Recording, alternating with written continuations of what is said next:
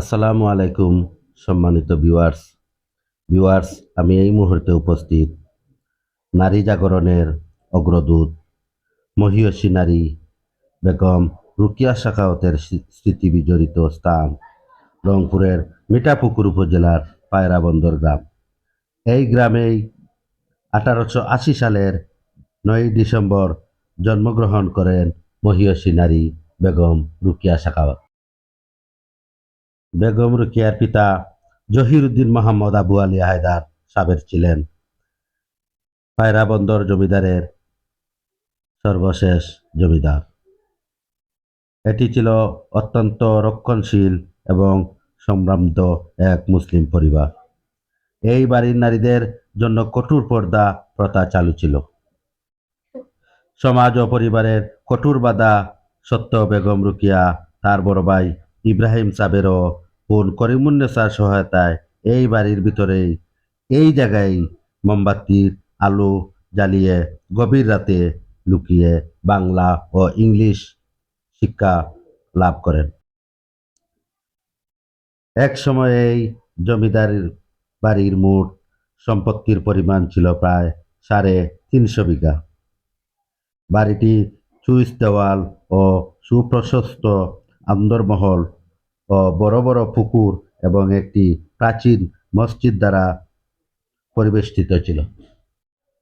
রংপুরের পায়রা বন্দরের বেগম রুকিয়ার পৈতৃক বাড়িটি মূলত অষ্টাদশ শতাব্দীর দিকে নির্মিত একটি ঐতিহাসিক জমিদার বাড়ি।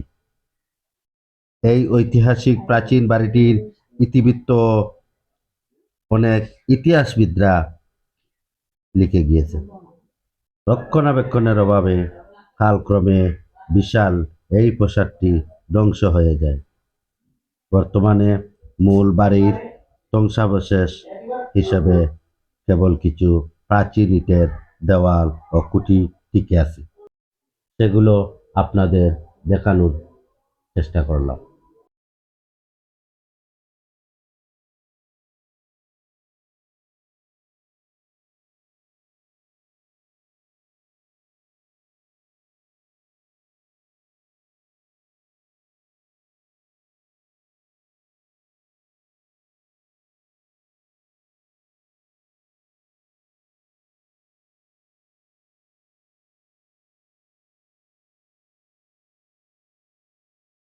প্রাচীন এই ঐতিহাসিক স্থাপনাটিকে বাংলাদেশ প্রত্নতত্ত্ব অধিদপ্তর তাদের সংরক্ষিত প্রত্নতান্ত্রিক স্থাপনা হিসাবে তালিকাভুক্ত করেছে।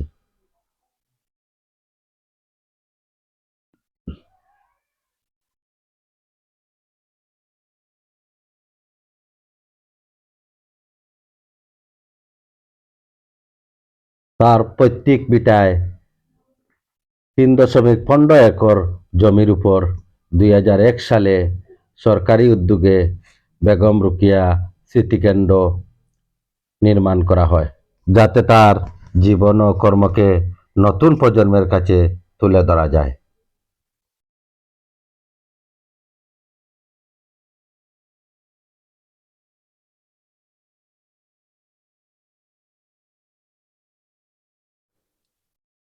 সম্মানিত ভিউয়ার্স, আসলে বেগম রুকিয়ার এই বাড়িটি বাংলাদেশের ইতিহাসে একটি গুরুত্বপূর্ণ স্থান।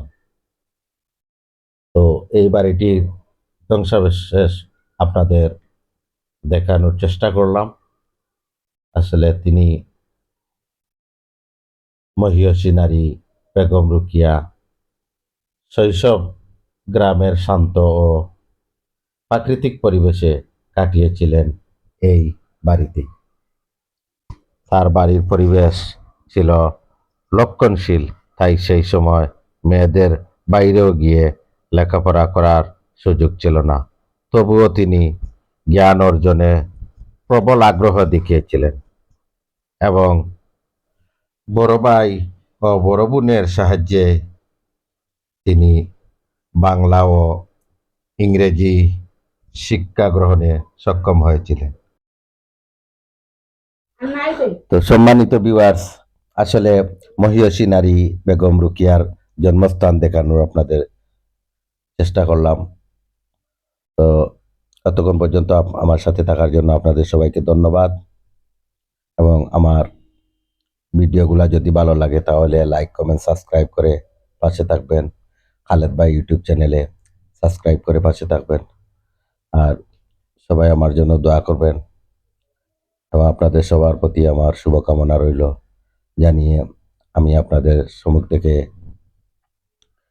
এই মুহূর্তে বিদায় নেব। তো ততক্ষণ পর্যন্ত আপনারা সবাই ভালো থাকুন। আসসালামু আলাইকুম।